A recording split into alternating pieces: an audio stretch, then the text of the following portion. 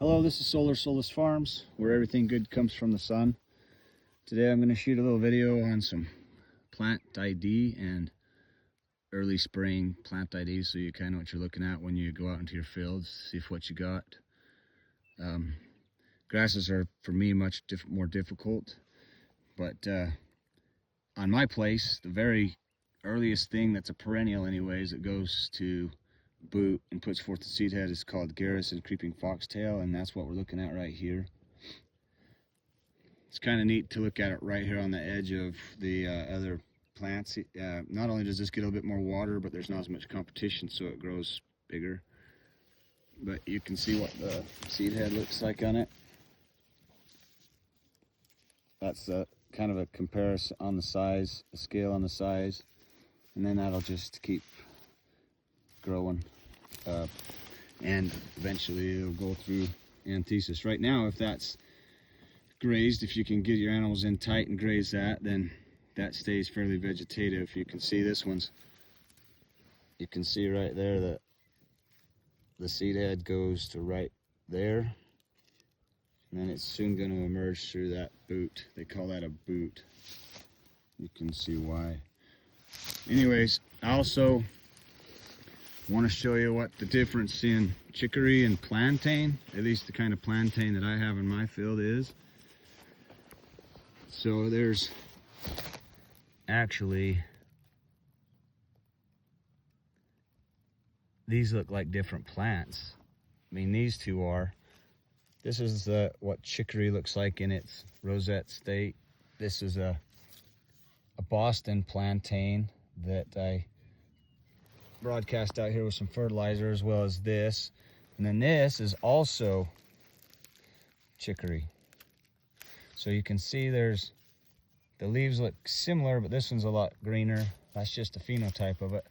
And then this right here is, of course, it's a thistle, but this is specifically musk thistle, which I have my share of throughout here. You can see another one right there. Sorry, didn't mean to make your eyes adjust.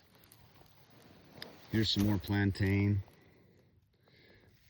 I think this one, yeah, that one's also some that I planted. I have some plantain in my fields that was actually more of a native.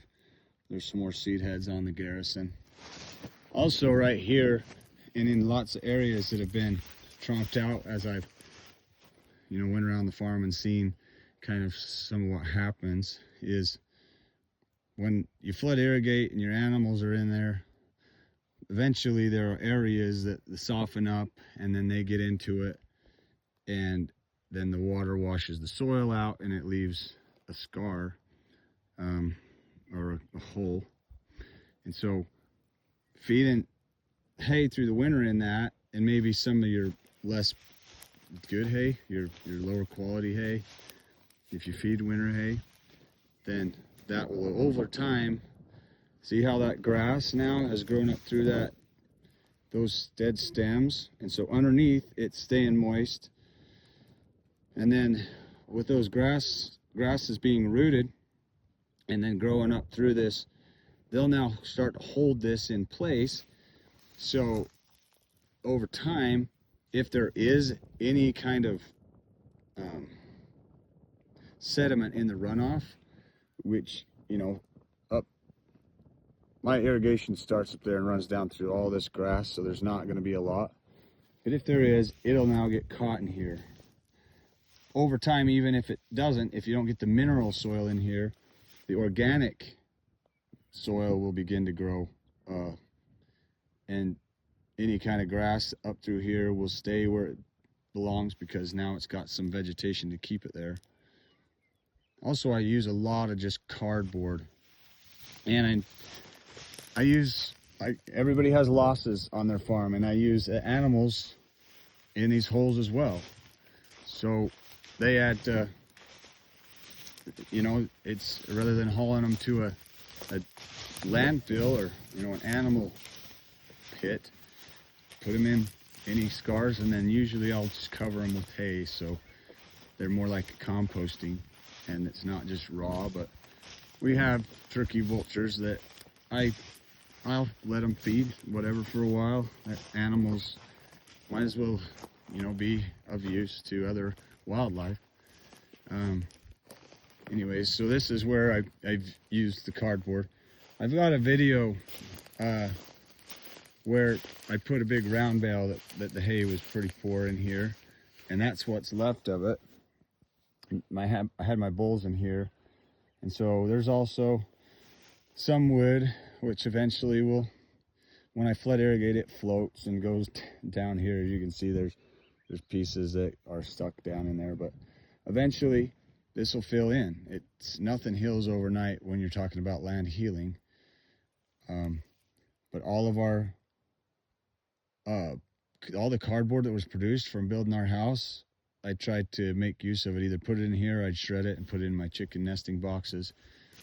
We've also got some scars down through here, and I had a couple of cows that I had a big hole underneath that fence, and those cows went right there and right there, head to tail, and blocked that so the sheep wouldn't go under. So be resourceful on your place. I gotta grab these rocks here, and I put them right underneath my fence line so that it doesn't keep eroding. So I'm gonna get those rocks out of there. They technically could go in this big hole, but I've got where I feel like a better place to use them. And I got a long ways to go for these scars. I mean, as you can see, it's all throughout there, but luckily, I mean, not luckily, this was a conscious choice, right? We put this water line in, my boys and I, and this will now be used to keep these animals in smaller areas, so I can concentrate the grazing on some of the grasses and forbs that they may otherwise not be interested in.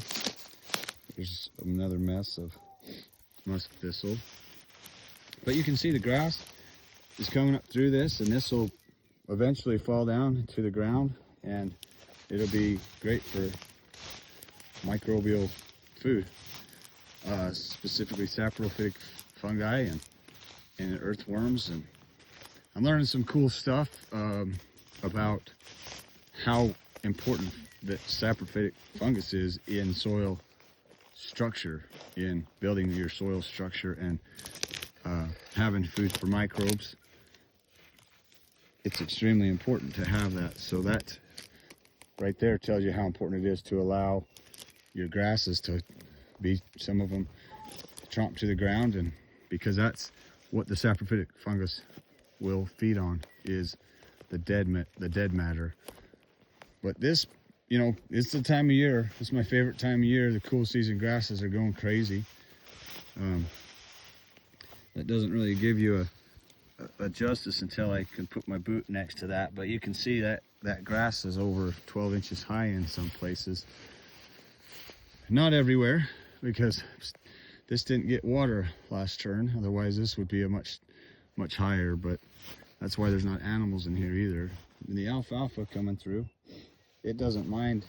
It can grow without as much moisture, so it also doesn't like this cool weather so much either.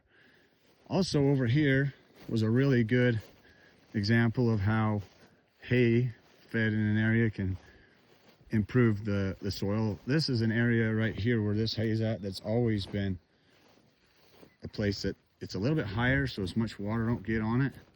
I need to cut these furrows a little bit deeper. I know it doesn't sound like it's soil health, but it's a better alternative than not getting any water here at all. You can see right there that the water that collects in the furrows grows grass better than what grows, you know, what doesn't get water in it. So anyways, I even got a little greasewood growing out here. That's how dry this area is. But it's impressed me with how it's held the moisture from our snows, and the grass is able to poke up through it, and it's specifically where that hay is sitting on the ground that grass is taller, because it's held that moisture. So it's pretty neat. Anyways, the spiritual thought for today is listen and do what the promptings of the Spirit tell you to do, and trust in the Lord that whatever that prompting is the right thing to do, because He's much more involved in our lives than we really realize, I think, sometimes. And when we have promptings or thoughts that are good and kind of tell us to do something, say that maybe you are praying or contemplating, even if you're not praying, but things that are concerning your mind, if you receive an answer at those times, follow those promptings, and the Lord will bless you and provide a way for you to do those things that you are prompted to do. So be very aware of the promptings that you receive. Anyways, appreciate you watching today. Just moved the cows earlier, so there's a picture of those for you before we go. Anyways, like this video if you like it, and subscribe if you want to get more of these, when more of the notices when these come available. This is Solar Solace signing off.